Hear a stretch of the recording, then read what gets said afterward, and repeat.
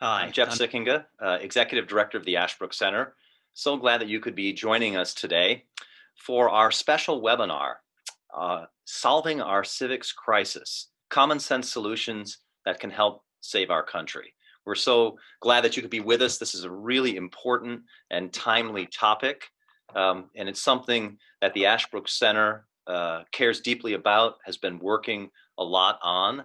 Many of you know, but for those who don't, the Ashbrook Center is an independent educational center located at Ashland University. We run programs on campus and also around the country for students, teachers, and citizens.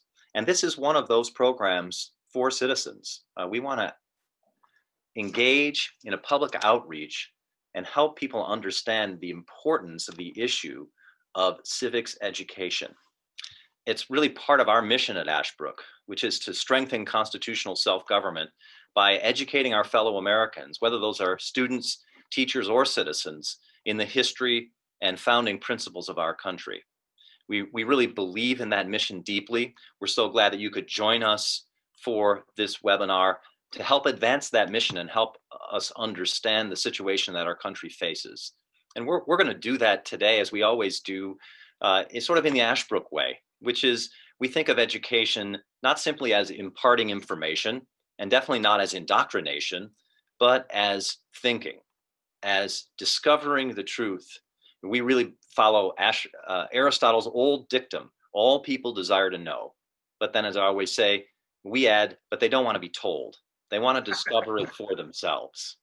And we believe in that. We believe in that discovering the truth happens best through conversation. So we're going to have a conversation today with a very distinguished guest, and I hope that you will join us in that conversation.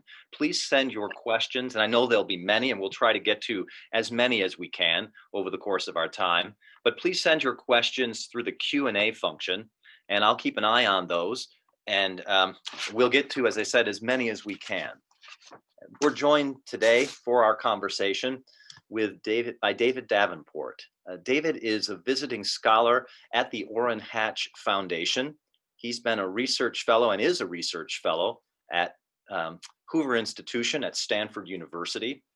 David is the founder of the Davenport Institute for Public Engagement and Civic Leadership at Pepperdine University in Southern California, where David was also the president of Pepperdine University for 15 or 16 years, I think, from 1985 to 2000. So a long stretch. David has his bachelor's degree with distinction from Stanford University, and then his law degree from the University of Kansas School of Law. I'll embarrass him for a minute and say he's the rare combination of a university president who is a great organizational leader and also a serious thinker. And we're delighted. That's not always easy to put together, but David does that. Spoken like a true faculty member, Jeff. That's right. I'm betraying my bias, but we're so delighted to have him with us. He's also an accomplished scholar. He's published 3 books, really good books. He's become incredibly productive since leaving the job at Hoover and at Pepperdine, but a few of them that deserve notice here. How Public Policy Became War, which explores the idea of the metaphor of war, the war on poverty, among other things, why public policy adopted that metaphor and what it means for America. Another book called Rugged Individualism, Dead or Alive. And a final, The New Deal in Modern American Conservatism, which is a really interesting book on the pivotal moment of argument in this country over the New Deal and what it means for American conservatism. He's also been a great friend of Ashbrook. He's a visiting fellow at Ashbrook from 2016 to 2018. He is a wonderful advisor to the organization, has been a wise counselor to executive directors like myself and to Roger Beckett. We're just so delighted that, David, that you could join us today. Thank you for that. Great to be with you. Always good to be connected to Ashbrook because I believe so strongly in the work you're doing. Well, let me get started by just reading something that you wrote. This is from the conclusion of your work, which was published by the Hatch Center, and it's called Common Sense Solutions to Our Civics Crisis. In the conclusion, you say this: This is a Sputnik moment. Our nation is truly, as the 1983 education report put it, at risk.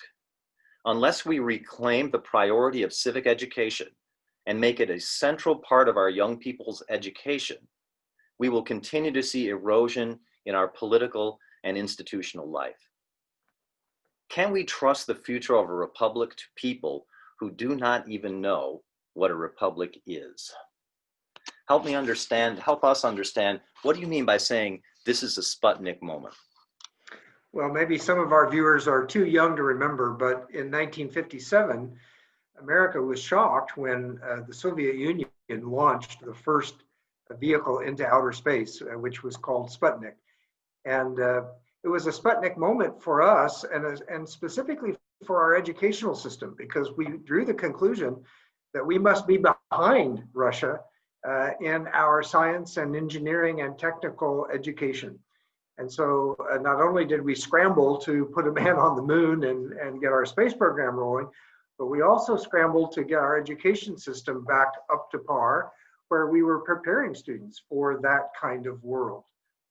A second kind of Sputnik moment that I mentioned briefly there was in the early 80s, when a special report was commissioned, and it was titled A Nation at Risk, and it looked at America's competitive position in the world and found that we were losing ground pretty strongly to other developed and developing nations because our education system was failing us. And so that led to lots of reforms, including sometime later, No Child Left Behind. Now we're living in sort of a third wave educational crisis emphasis, and that is STEM education, science, technology, education, engineering, and math. And we're pouring billions of dollars into STEM education because, again, we feel like it's a question of international competitiveness. So those are three crises when we've really thought we needed to do something serious about education. Ironically, all three of those were because of outside threats we saw, other countries threatening us, and we needed to strengthen education. In this case, I think maybe one reason civic education hasn't gotten as much attention as it deserves, because I think it is a crisis, is the problem is not really international, it's can we run and govern our own country? And to me, that may be even more serious than international competitiveness, but somehow it hasn't gotten the same attention as these other global competitive questions. Take a minute for us and sketch a little bit in your mind, what is the crisis in civic education today? Well, Jeff, I think we have to start by reminding ourselves that we live in a democracy. I mean, more specifically, a democratic republic. And if you live in a nation of the people, by the people, for the people, if the first three words in your constitution are "we the people," and then you outline what form of government we the people want, well, obviously, it's a nation whose governance depends on the people. And from all quarters, and we'll probably get into this in our conversation, it's very clear that the people don't know nearly enough about our government and how it's supposed to operate in order to be a responsible citizenry. The founders were very clear, you can't have a free republic. You can't have a democracy unless you have a virtuous people and a well-educated people. And so there's lots of evidence, and again, I think we'll get to that in our conversation, that the democracy is fraying. I mean, 2020 has been, if nothing else, a stress test for our democracy.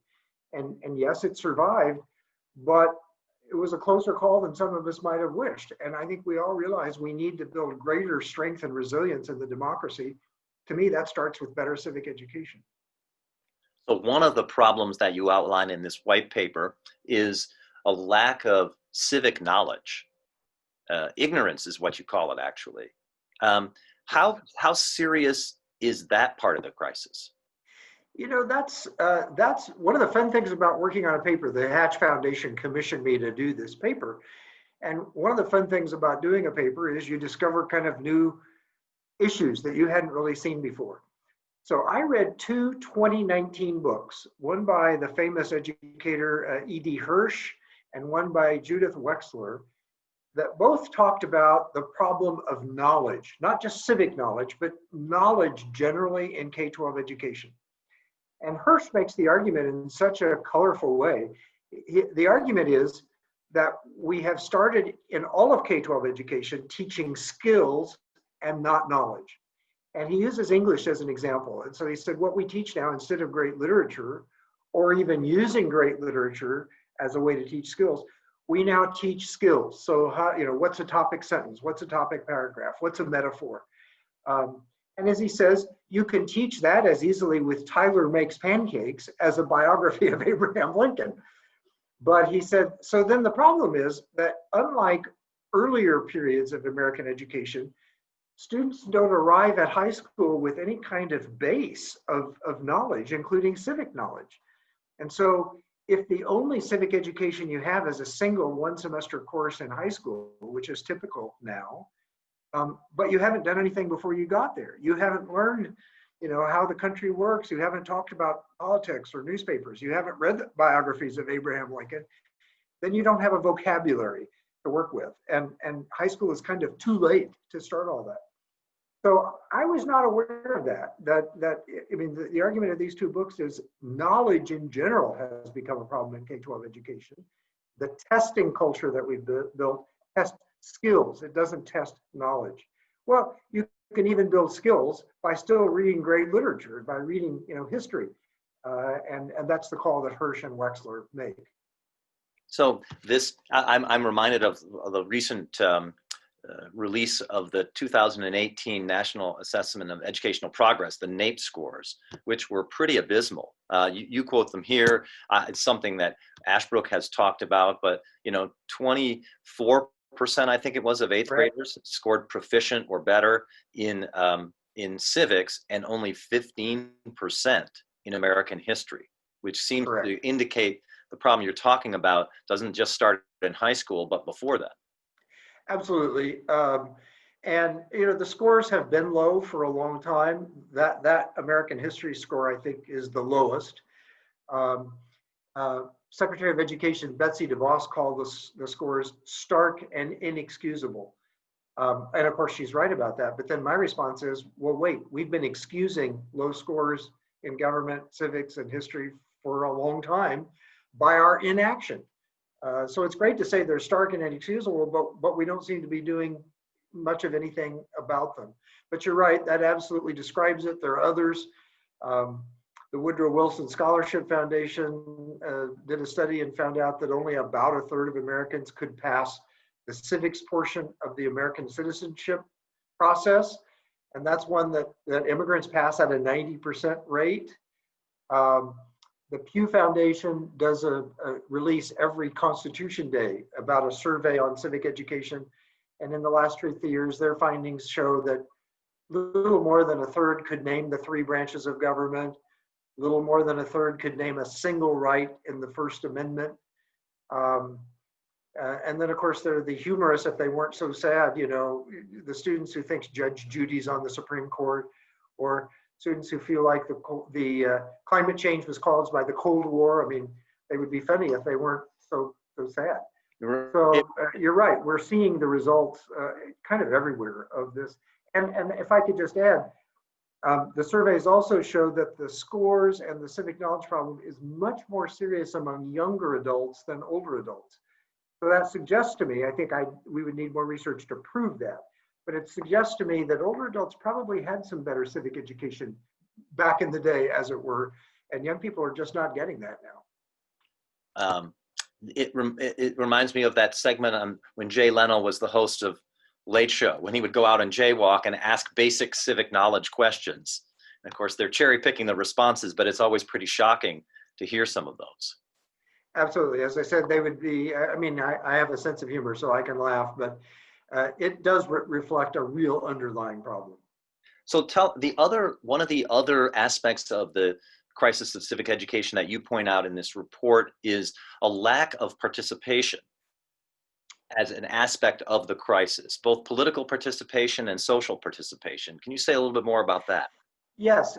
Again, the Hatch Foundation challenged me to look into some aspects of it that I hadn't researched carefully before. And they're described in the report that we're talking about as downstream problems of poor civic education. So it's shocking enough that we have poor civic education, But if you follow that downstream, you can see effects in our society and in our democracy that, if not caused by poor civic education, and I argue that they are, but almost everybody agrees that if they're not caused by that, they could at least be helped by better civic education. So a couple of them that I researched are ones that you mentioned. One is a low voter turnout. We probably just had one of our better turnouts. We don't know yet, but the 2020 Trump election, people turning out on both sides of that question brought a better turnout. But in general, our turnout is 50 to 60%. If it's not a presidential year, it's 40 to 50%. If you look at, it's pretty shocking. If you look at a survey done of developed democracies, we're in the 20s somewhere in the world. You'd think, well, America, is going to be number one in voter turnout. No, we're down in the 20s somewhere. So that's one problem. People just aren't participating. They're not showing up. And then a second problem, which you sort of referenced, is a lack of trust. A lack of trust in leadership, especially by young people, a lack of trust in particular of government and political leaders.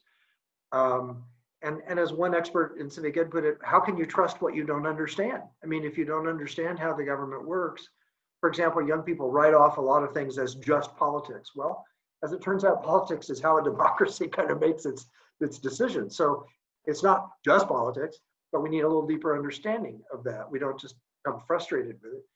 So the lack of trust, which has just reached record lows, and really bodes ill, I think, for our democracy, I think is also traceable to, and certainly could be improved by, better civic education. And maybe this is connected to that, but another aspect of the crisis you point out is a profound lack of appreciation for American institutions. So take the Electoral College as an example that you give. And as a part of that, a kind of very facile embrace of socialism, especially among young people. Say more about that problem. Yeah, that's, in addition to low voter turnout and loss of trust, the third downstream issue that I looked at was this kind of amazing phenomenon of young people expressing comfort with socialism, like in the 30–40% range. And up in that range, one poll even shows that number of young people would prefer to live in a socialist country. And I even saw a survey where young people were expressing a remarkably high percentage a comfort with communism. And you think, wow, that's, I mean, in our day, communism was the enemy. I mean, you wouldn't conceive of expressing comfort with communism. So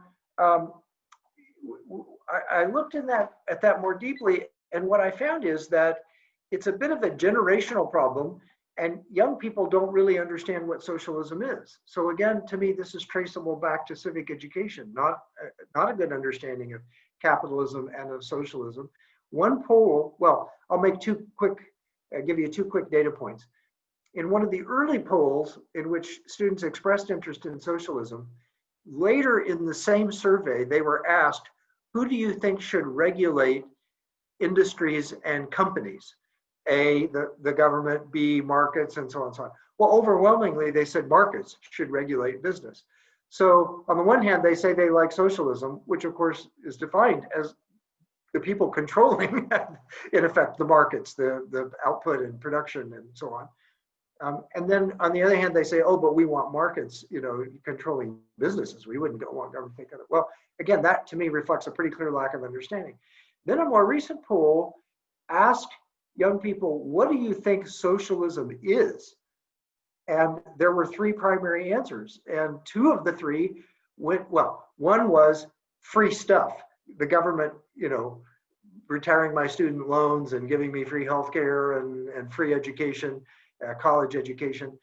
So about a third of the students said that's what socialism is. About another third said it's being kinder to people who are low on the income equality scale, so more welfare. And then about a third had it right and said, government control of markets and of businesses. So 2/3 of young people, were giving definitions of socialism that really are not accurate. In fact, I always like to remind people, In the 2016 presidential campaign, Bernie Sanders talked a lot about Denmark as an example of what he referred to when he called himself a democratic socialist. And finally, there was so much attention to it from both Hillary Clinton and Bernie Sanders that the Prime Minister of Denmark had to say, wait a minute, we're not a socialist economy. We're a market economy with a heavy welfare component. Well, it turns out that, that's at least part of what young people are talking about. They're not talking about socialism. So again, I think better civic education would sharpen that understanding and that debate. Otherwise, we will end up making decisions that are just very poorly informed. What these are three very serious problems that you're outlining here. Take a step back behind 2020 and talk to us a little bit, and because your report goes into this in really important detail, a little bit about the causes of the civic education crisis. How do we get to where we are right now? There are as many points of view on that probably as there are people who research it, look into it, write it. But I don't think my view is way off. My view is that we largely got there through good intentions by overemphasizing other things that we came to think were more important. And so with the No Child Left Behind law in 2001, we began to put a heavy emphasis in schools on reading and math. Well, who's to say reading and math are bad ideas? I'm not critical of that. But we also began a heavy testing regimen. And frankly, schools faced some pretty heavy penalties if their students were not passing the national tests in those fields. So it led to what we call teaching by the test, where teachers had to just place huge priorities on teaching their students to pass these tests. Well, all the research shows that we dramatically increased teaching time for testing, preparing for tests, reading, and math. But we didn't extend the length of the school day. So where did that extra time come from? Well, it came from the humanities and the social sciences, and very heavily it came from history and civics. And so we have basically lost any civic education by now in elementary and middle school. There's no building as there used to be toward the high school course in civic education. So that was one enemy, I think, of having enough emphasis on civic education. The second is STEM education, where, as I said, it's shocking the money and time and attention we're putting into STEM. Well, again, who's to say that that's a pernicious, idea, or that was designed to undo civic education? But one expert has pointed out that the federal government now spends $54 per student per year on STEM education and 5 cents, a nickel, on civic education. 5 cents. 5 cents versus $54 per student. Well, again, I'm not saying STEM's a bad thing, but is it? I can't do the math quickly. Is it worth that multiple of difference? Because again, that devotes and takes away the priority of civic education. So to me, the amount of time we spend on it is one of the crucial issues, and that time has really declined. I mean, in the 60s, typically you had 3 courses in civic education in high school of one kind or another. And you also had an emphasis right through the elementary and middle school grades. Now, virtually nothing in elementary and middle school, and typically a single class in government or civics. So to me, that's the biggest cause. And it's, as I said, those are not bad things, but we've lost our priority. We get on these bandwagons for other causes, and somehow the bandwagon for civics hasn't really been able to maintain its ground. And that's a bit ironic, isn't it? Because one of the things you point out is having a low priority for American history and government and civics is strange, especially in public schools, because public schools, one of their purposes originally founded in the early 20th century was exactly to make American citizens.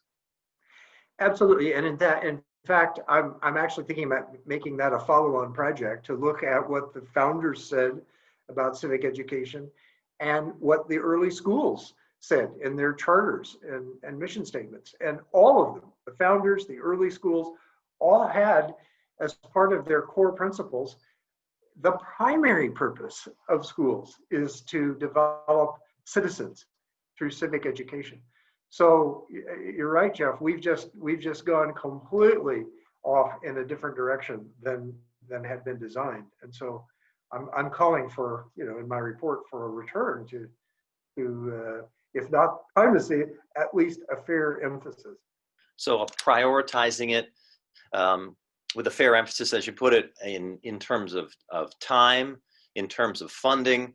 Another thing that you point out, I guess also in terms of the testing culture, another thing that you point out that's very important, and of course is a real interest to us here at Ashbrook, is teacher preparation. Yes. As one of the problems in American history and civics education. Can you talk a little bit about that?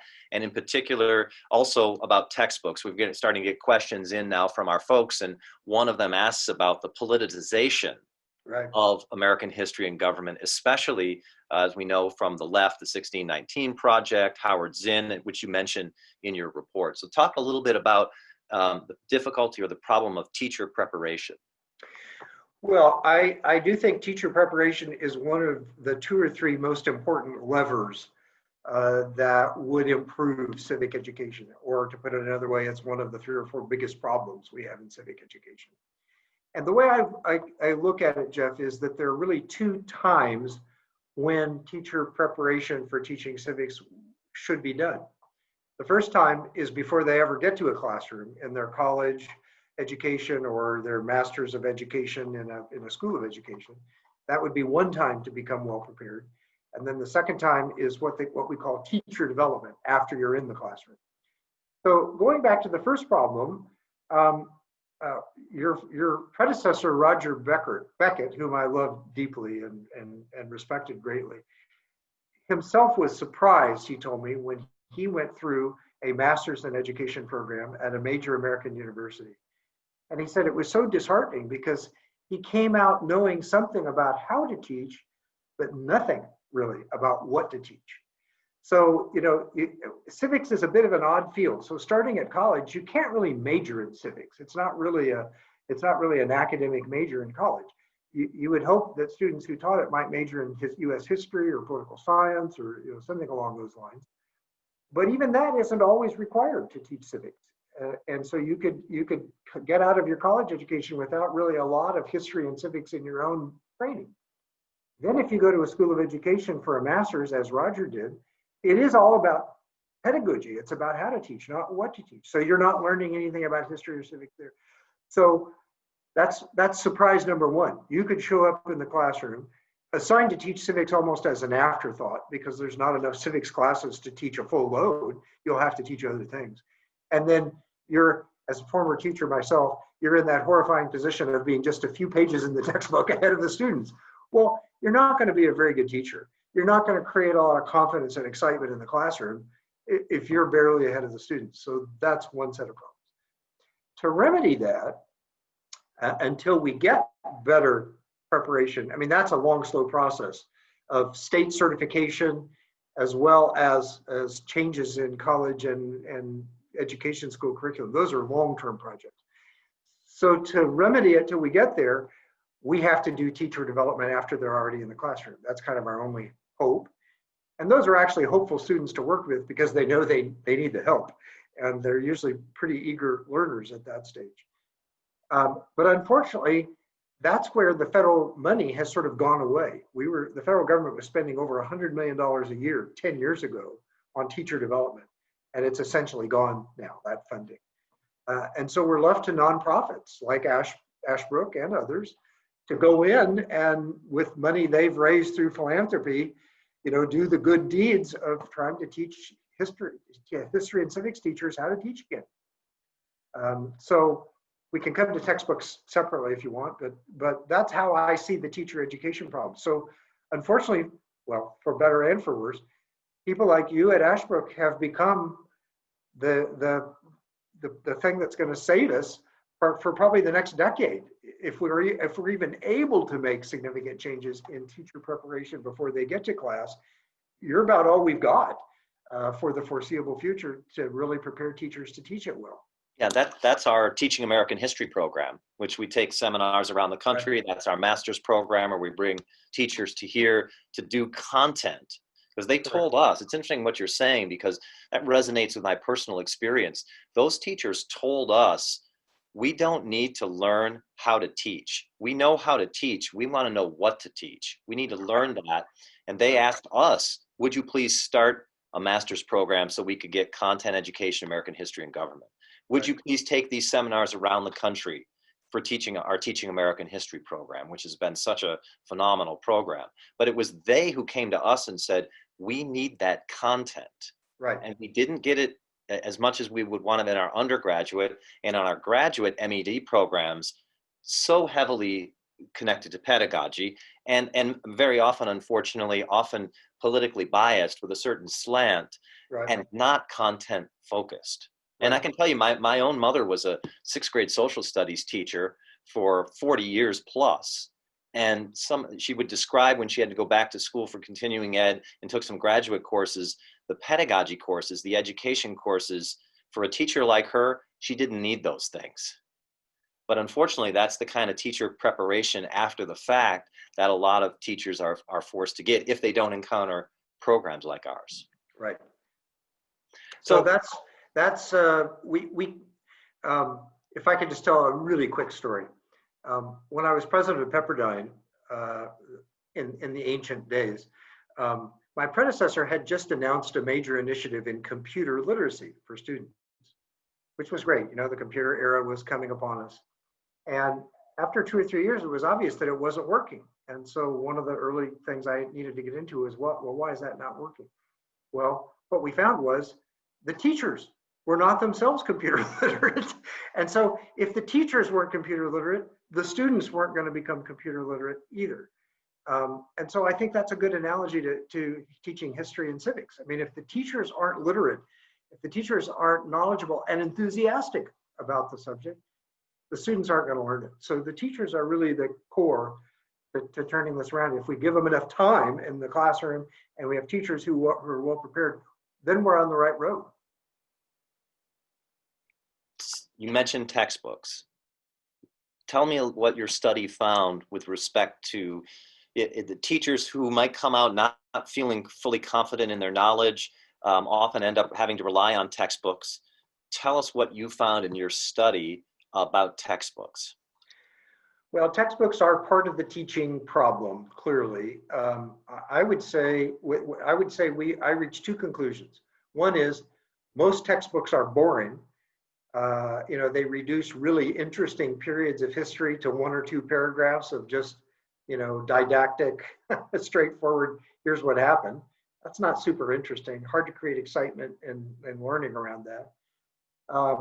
And second, many textbooks are outright biased. And you mentioned particularly Howard Zinn's A People's History of the United States, which shockingly is one of the best-selling American history textbooks in the country. And as you know, Jeff, does nothing but denigrate everything about American history. As our friend Gordon Lloyd, a scholar at Ashbrook, sometimes says, an expert on the founding, Gordon says, it's hard to love an ugly founding.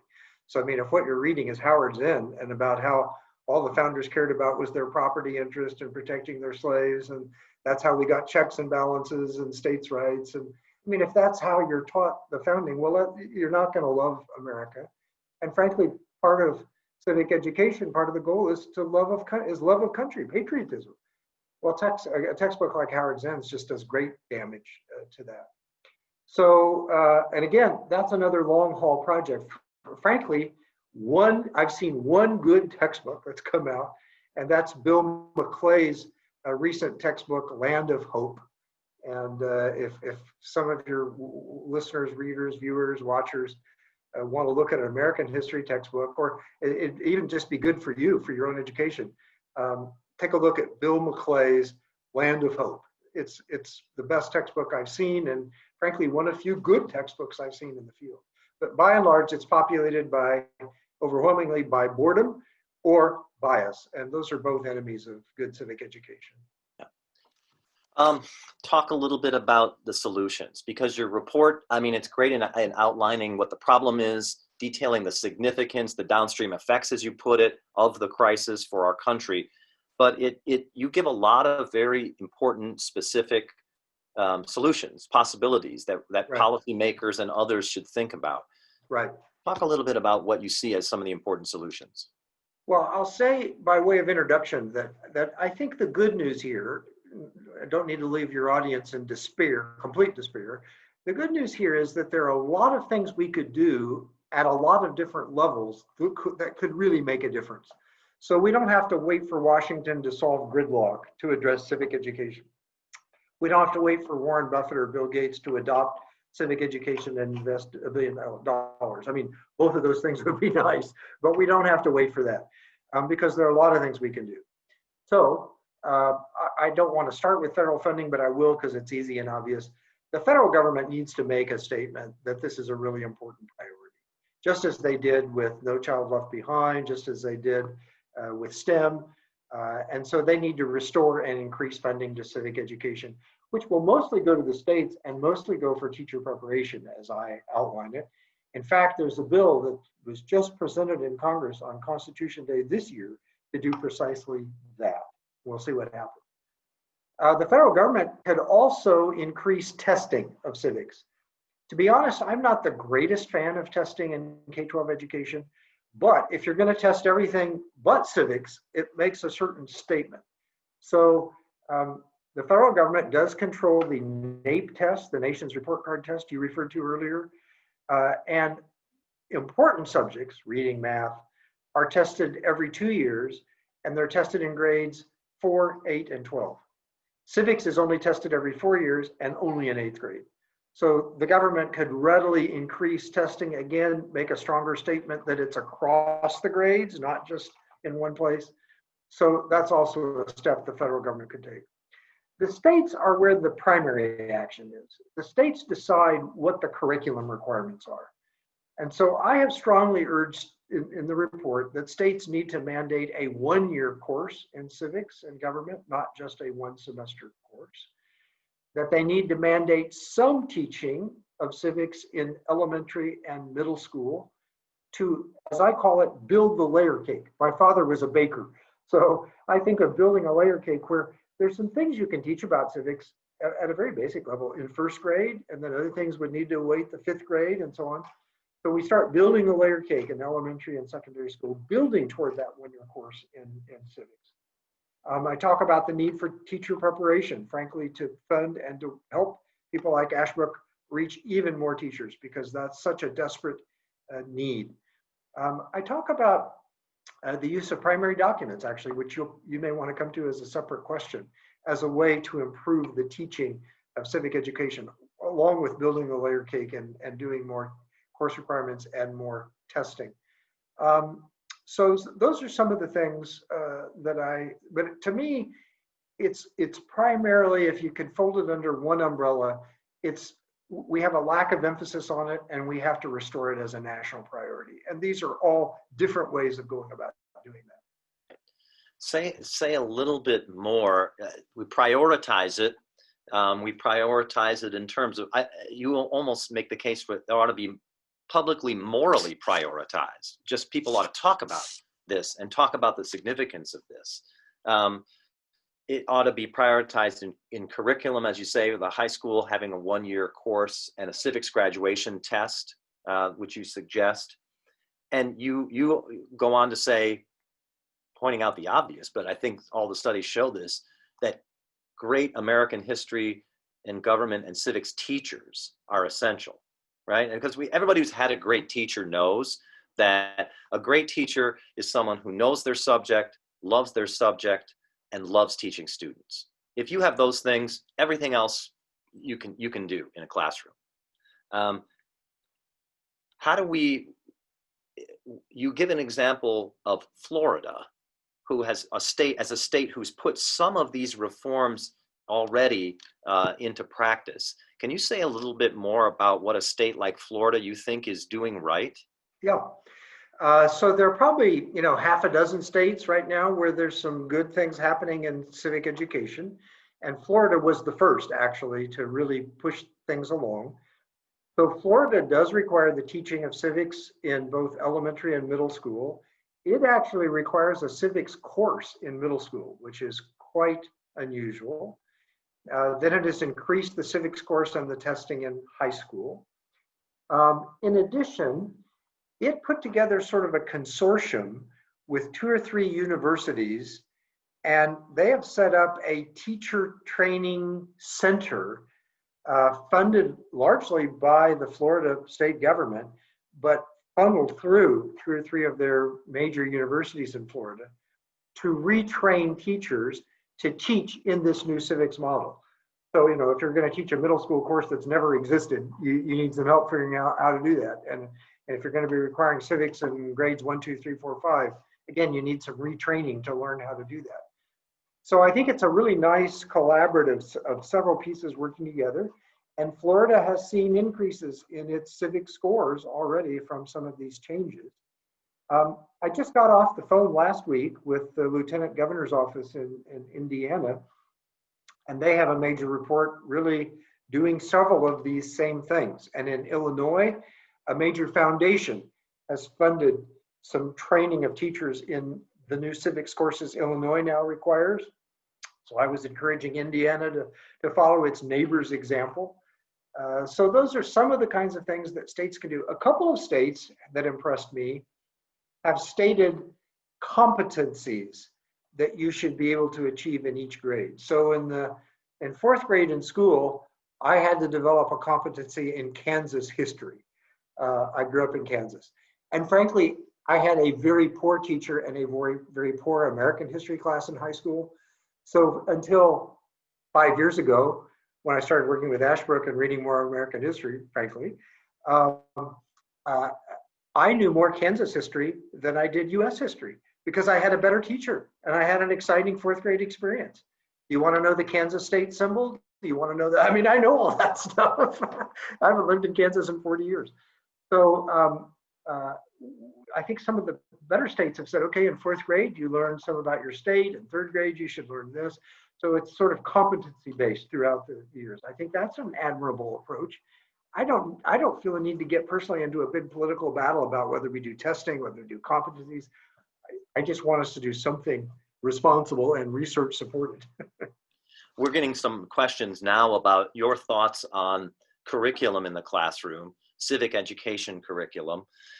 And so maybe I'll try to distill some of those and to say, because this is something your report talks about toward the end, what kind of curriculum you think, and you distinguish there in one of the solutions between civic knowledge and civic activism. And one of the things you say is that a lot of civics today is talked about in terms of activism, going out in the community and doing things, especially political things. And you actually say that may not be the right approach. Help us understand this as a kind of conceptual framework for our thinking about what should be happening in schools and civics, civic knowledge and perhaps skills versus civic activism. Right. I would go back, Jeff, to something we said earlier, which is one of the problems with civic education for the last 10 years, I'll just say, is the use of boring and biased textbooks. So I think teachers were aware that kids were not excited about memorizing dates of when things happened, which a lot of people maybe ask, well, what's civic education? Well, it's learning the dates when this happened and that happened. I mean, that's not exciting to students, memorizing dates. So I think there was probably a good purpose to people developing civic action as sort of an alternative. Let's get the kids engaged, because obviously what we're doing in the classroom is not engaging them.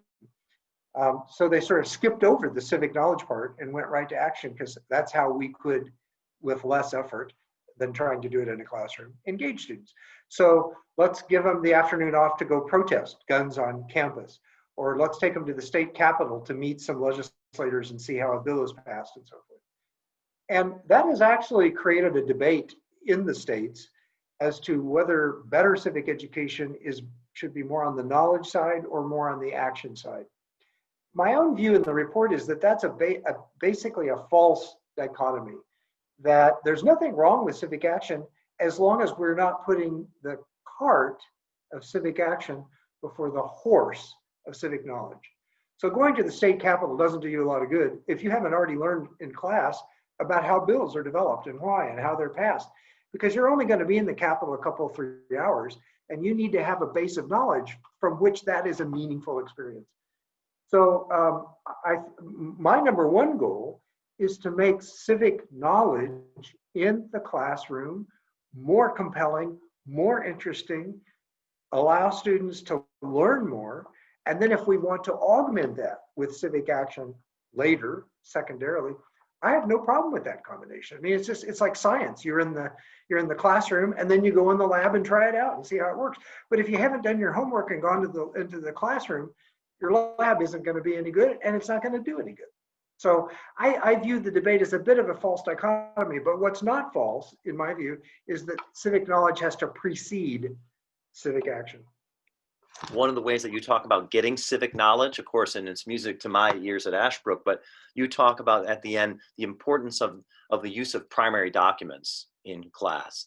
Can you say a little bit more? Again, a lot of our listeners may be familiar with that and hearing that from Ashbrook, but in your own research, what kind of thoughts and conclusions do you come to about the use of primary documents as opposed to, or at least as a supplement to, things like textbooks?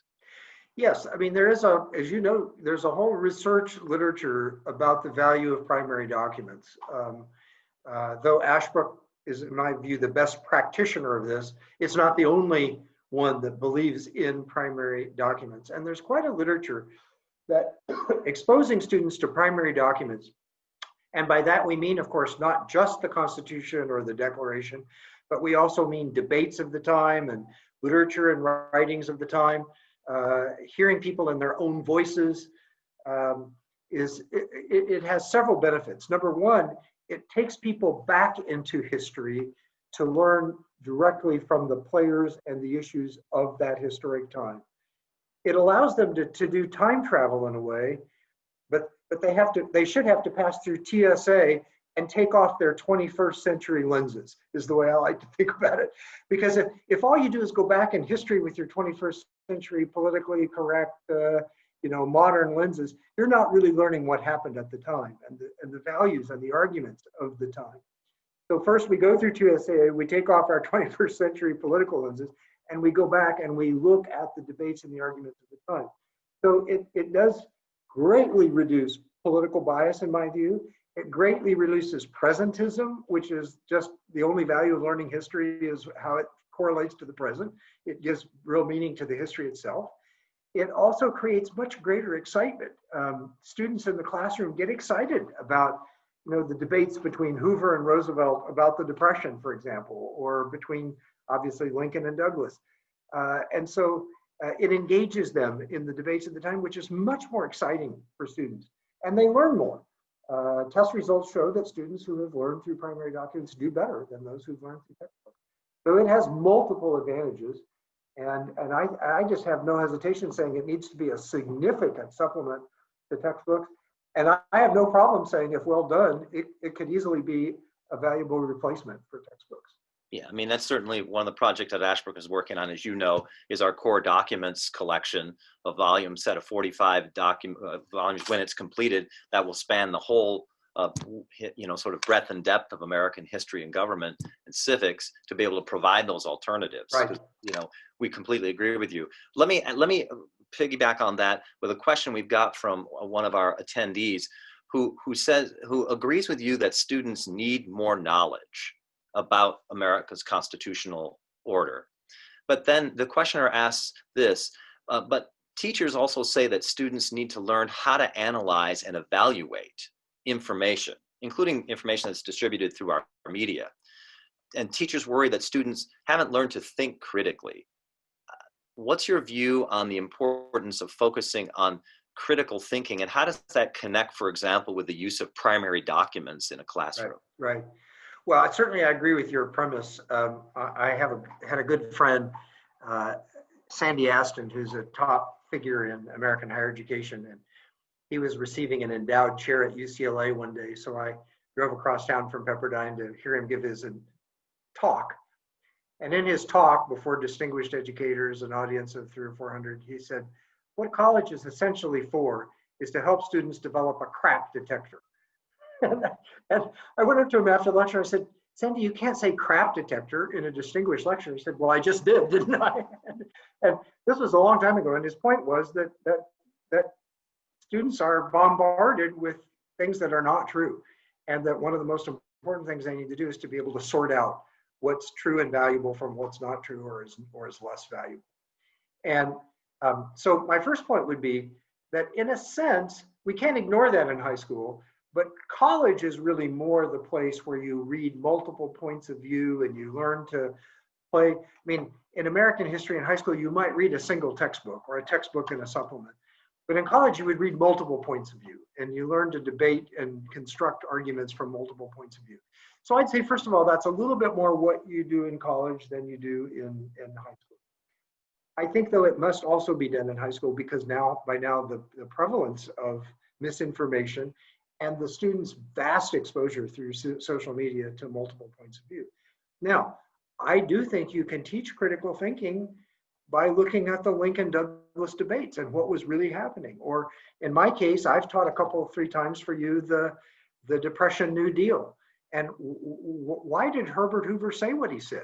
You know, I remember one teacher in an Ashbrook seminar I taught said, gee, I thought Herbert Hoover was just a do-nothing who didn't want to help anybody. But now that I read these speeches, I see him differently. And I said, well, how do you see him? This is all in an Ashbrook classroom in Chicago, Illinois. And the teacher said, I see him as asking a really important question. Do we have to change the whole American system to address an economic crisis? So there was a lot of misinformation in 1930. And this teacher, just by reading the primary documents, was able to cut through her old understanding to a new understanding of that. So I don't think we have to read Tyler Loves Pancakes to learn, the skills of reading and discerning meaning. We can do that maybe even better by reading critically American history and especially primary documents. Well, one of the opposite tacks that's being taken now, and a questioner poses to you is, can you comment on the 1619 project?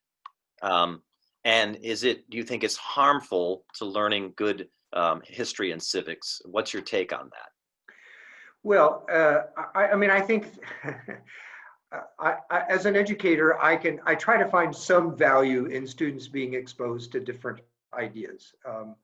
And especially again at the college level where they need to learn to think for themselves. So I try not to be closed to any possible value of discussing it. From my point of view, there are heavy political motives behind the 1619 project. And it's pretty hard to look at it objectively, as I would prefer to do, because I know there's a heavy political overlay and backdrop for it.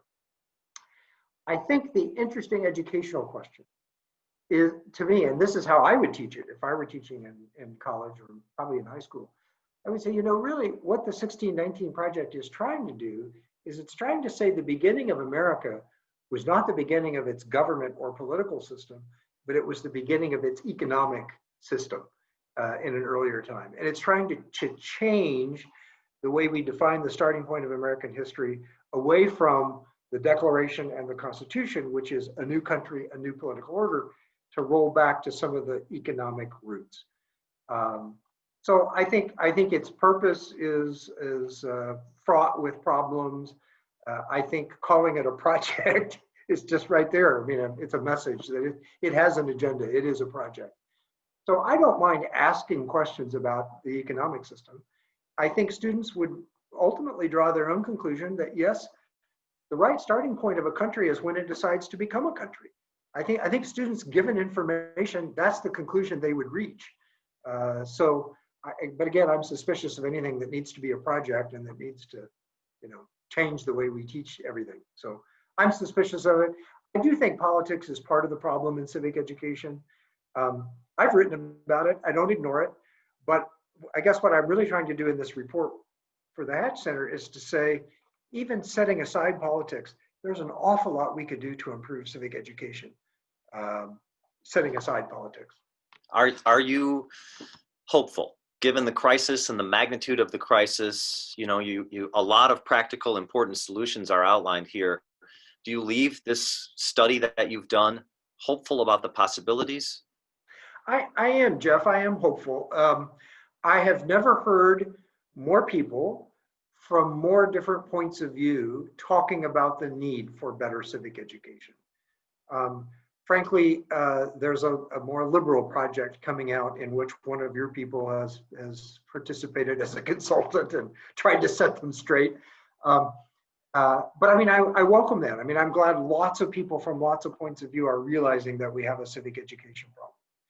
I'm most hopeful that I think the most important progress could be made at the teacher, school, school district, and state level. I'm always less hopeful if a solution depends on Washington.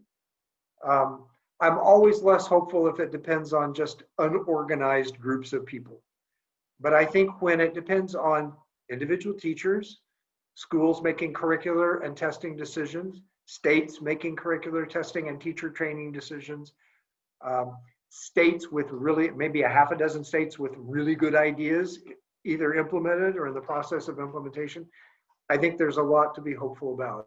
And I don't want us to miss this moment because it is hopeful. It is a leverage moment. It's a aSputnik moment when we could actually achieve some real improvement. Well, thank you, David, so much. The time has flown by. I appreciate this. For those of you who are interested, this is David's report from the Hatch Center. Let me encourage all of you to go online. I'm sure you can find it there and elsewhere online. David, so much time is spent on this and thinking through this question by you. I really appreciate you taking a little of that time to talk with us about it. Well, since a lot of my early learning and passion for this was developed by people at Ashbrook, then I'm happy to pay it back if I can in some small way. Well, thank you. And thank you all for joining us. I know that many questions, unfortunately, we didn't get a chance to get to all of them. I'm sure David would be happy to take questions if you wanted to send them to him or send them to me, and I can send them on to him. I know there's some important questions. We just didn't have a chance to get to all of them, but really do appreciate you spending your time this afternoon with us. If you want to know more about Ashbrook and what we do, David mentioned it, ashbrook.org is our website. Also a great website for teachers and those who are interested and connected to teachers, teachingamericanhistory.org or just TAH.org. Great place for resources, primary documents of the kind that David spoke about for teachers. A link to a recording of this webinar will be sent to everyone today who attended. So please take a look at that again. Please send it out to your friends, your family, educators, folks you know who might be interested in hearing David's really important insights on this question. And, you know, it is our opinion that we share with David for sure, that we believe we can learn from history and we can learn from the study of important questions like American civics and understand a little bit more what we need to do as citizens in this country to restore this country to its path that we inherited from our founders. And it gives us a chance to renew our own understanding. As David put it, how can you have a republic with citizens who don't know what a republic is? It's our task, it's our calling to help our fellow citizens understand that. And we appreciate your participation today and your support of those efforts in helping us to continue the great American experiment in self-government. We leave on that hopeful note. Thank you again, David, very much. And to all of you, as always, please stay healthy, stay hopeful, and stay connected with Ashbrook. Thank you.